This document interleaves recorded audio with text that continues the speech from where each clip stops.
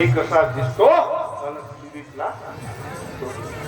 सांगितलं तर खूप मनी बोलता मी का करू बापा बोलणं येते सांगा तुम्ही कसे कार्य करत असता म्हणून हा सर्व प्रसंग घडत सर्व गेल्या मंडळी गेला होता परंतु तुम्हाला सांगतो आत्मविश्वासानं मंडळ होता आहे आणि जोपर्यंत आपण चंद्र सूर्य तोपर्यंत मंडळ राहणार आहे मंडळाला काही होणार नाही आणि जे बाकीचे लोक असतात ते आपण बंडल आणि त्या बंडल केव्हा जोडून खाक होईल काही सांगता येणार नाही आणि म्हणून प्रत्येक मार्गदर्शकांनी आणि सेवकांनी आता कार्यक्रम घेणार आहे कसे बिना आदेशाचे आता आमची माई बदनामी कार्यक्रम केला नाही म्हणून मी घेऊन राहिलो ओके बिलकुल दे आम्ही तुम्ही तेच शिकलो ना बाबाच्या ऐकमध्ये आम्ही तेच शिकलो ज्याने बदनाम करणं त्याने बदनाम करणं पण ज्या दिवशी बाबाची माग पडेल त्या कर्माची त्या दिवशी सर्व समजून घ्यायचं तुम्ही राहा तुम्ही राहा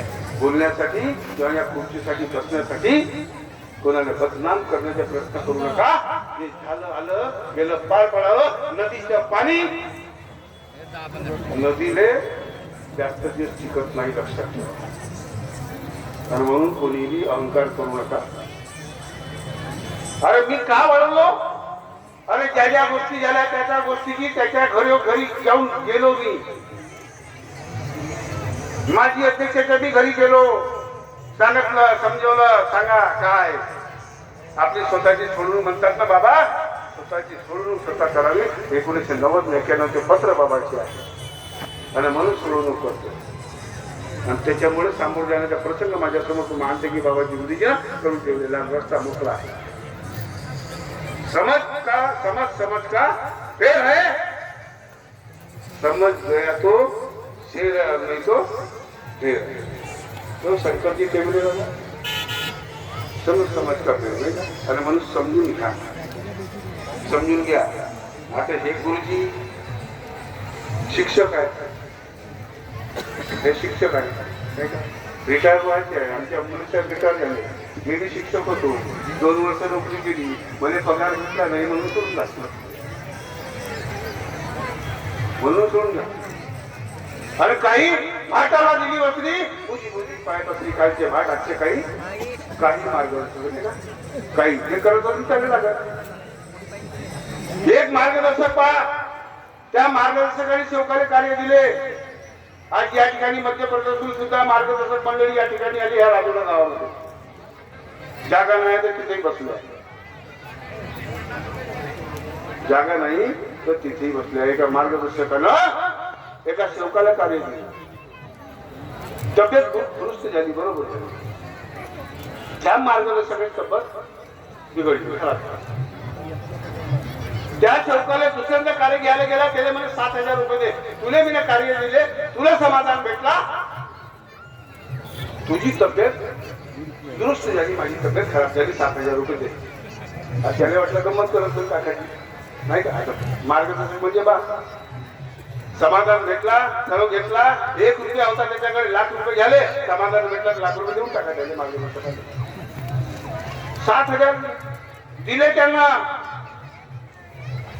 जेव्हा माहिती पडलं तेव्हा मॅनेजरनं फोन लावला मी फोन लावला होतो मला राजीनामा लवकर पाठवून दे त्याने पदावरून काढला आता गंमत कशी आता तुम्ही कसे जसं मी आता म्हटलं ना कोणाने अंधश्रद्धेमध्ये गबने साहेबांना तुम्ही बी का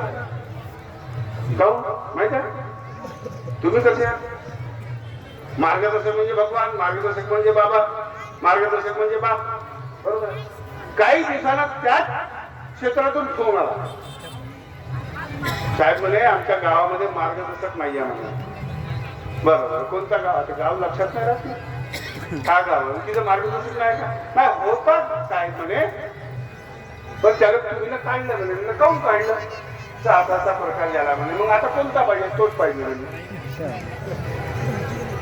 सांगा हास्याची गोष्ट आहे का तोच पाहिजे म्हणजे त्यानं पैसा खाल्ला म्हणजे त्यानं अजून पैसा खावा आणि मग त्याने समजा मार्गदर्शक बनवलं तर तो सुस्तीकरण का 7 घेतले मग 8 घेतले मग 12 घेऊन 14 घेऊन 8 कोण का बिघडत रे आणि म्हणून अंधश्रद्धेवर जे डोळ्यावर पट्टी आहे त्या पट्टी खोला गंधारी बनण्याचा प्रयत्न करू नका आणि कोणाच्या धुळझाकळ्यामध्ये जाऊ नका.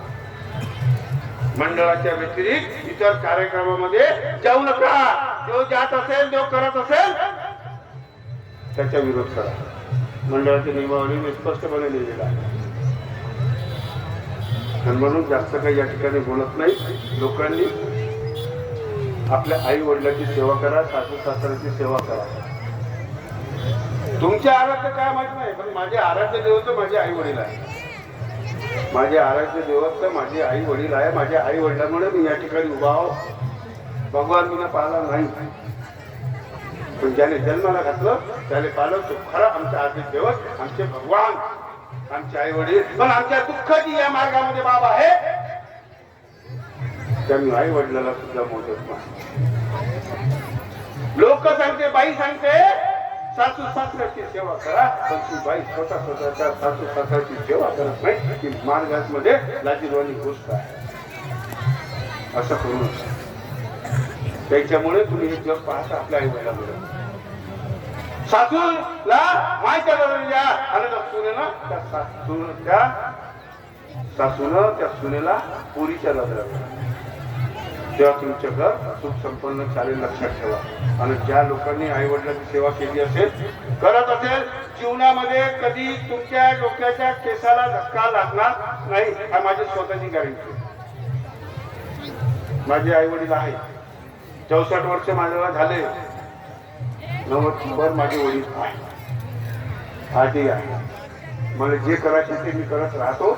माझी सून करते, माझी पत्नी करते, माझ्या पोरगा करते.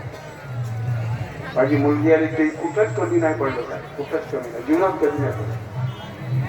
म्हणून मर्याची भगवत नाम पर म्हणा ना. माणसाच्या नावावर लोक तर माणसाच्या नावावर बोलून राहिले. खाल्लं तर काय झालं म्हणते, आम्ही ना घडवलं. अरे बाबांना कोणाचा पैसा घेतला का? कलंक लावला का बाबांनी? नाही लावला. आम्ही लावण्याचा प्रयत्न करत आहोत. म्हणून करू नका. आई वडिलांची सासू सासऱ्याची सेवा करा. आणि दुसरं, खर्रा गुटखा खाणं सोडा. खर्रा गुटखा खाणं सोडा. विडी सिगारेट पिणं सोडा. मी कोणत्या नका देतो, मी तो खातो. आता तुम्ही तर खाता. आमच्या हाय भावनी काही करू नका.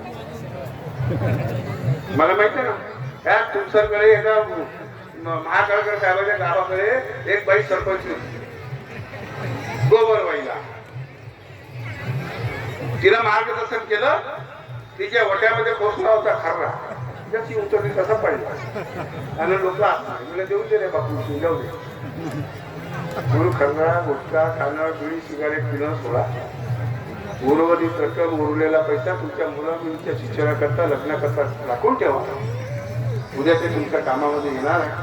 शिक्षणाच्या बाबतीत आमचे साहेब बोललेच आहे. आणि म्हणून आपण आपला प्रपंच साधून परमार्थ करण्याचा प्रयत्न करावा. कोणाच्या झोला झेंडीमध्ये जाऊ नका, नाही तर झोला झेंडीवाले डॉक्टर खूप निघले आपल्याही मार्गामध्ये. आणि लक्षात ठेवा, जे जे लोक मंडळाच्या विरोधात गेले, दुसऱ्या संस्था निर्माण केल्या, त्या संस्थेमध्ये कोणी आपल्यापैकी कोणी जाणार असेल तर त्यांना येणाऱ्या काळामध्ये त्यांना धडा शिकवा. तर मी कमी राहतो, मी काही असतो, कोणी राहतो. आणि म्हणून या ठिकाणी काही जास्त बोलत नाही. तर बाबाजी खूप आहे, बाबाचे अनुभव खूप आहे.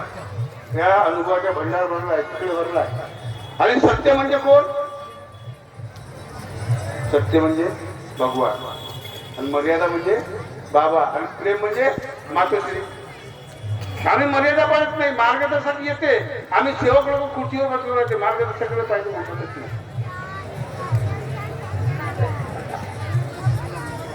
सर्वांनी आपापली मर्यादा पाळावी, ही गोष्ट लक्षात ठेवावी. आणि बाबाने दिलेल्या सर्व शब्द नियमाने आपण सर्वांनी वागण्याचा प्रयत्न करावा. मी सुद्धा वागण्याचा परिपूर्ण प्रयत्न करेल.